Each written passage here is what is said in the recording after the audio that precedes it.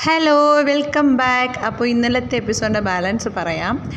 വിഷു ആയതുകൊണ്ട് വിഷു സ്പെഷ്യലായിട്ട് എല്ലാവരും റെഡി ആയിട്ട് വന്നിരിപ്പുണ്ട്. നല്ല കോസ്റ്റ്യൂംസ് ഇട്ട് സുന്ദരന്മാരായിട്ട് വന്നിട്ടുണ്ട്. ഫസ്റ്റ് പ്രോഗ്രാം എന്ന് പറയുന്നത് സിബിൻ്റെതാണ്. സിബിനാണ് ജ്യോതിഷ പണ്ഡിതൻ. എല്ലാ കോണ്ടസ്റ്റൻസിൻ്റെയും ഭാവി ഭൂതമൊക്കെ പറയുന്നുണ്ട്, വളരെ നന്നായിട്ട് പറയുന്നുണ്ട്.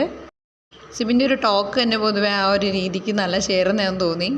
അതേ തുടർന്ന് പിന്നീട് ജിൻഡോ ആണ് എഴുന്നേൽക്കുന്നത്. ജിൻഡോയ്ക്ക് ലാലേട്ടൻ ചെറിയൊരു വഴക്ക് കൊടുക്കുന്നത്.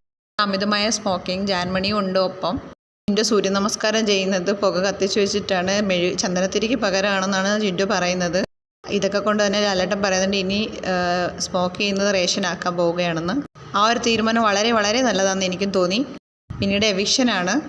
എവിക്ഷന് 4 ബാഗ് സ്റ്റോർ റൂമിൽ നിന്ന് എടുത്തിട്ട് വരുന്നുണ്ട്. ആ 4ലും ഉള്ള പേരുള്ളവർ സേഫും അല്ലാത്തവർ അൺസേഫായിട്ട് വരുന്നത് ഒന്ന് ജാൻമണിയും ശരണ്യവും ആണ്. അവർക്ക് വീട്ടിൽ നിന്ന് പുറത്തേക്ക് പോകാമെന്നാണ് പറയുന്നത്.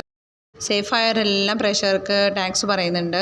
പക്ഷേ പോകാൻ നേരത്തുള്ള കരച്ചിൽ പിഴിച്ചിൽ സമയത്തേക്ക് പുറത്തു പോയി അവർ വിഷമം പ്രകടിപ്പിച്ചുകൊണ്ട് നിൽക്കുന്ന സമയത്ത് ഒരു പാട്ട് കേൾക്കുന്നു.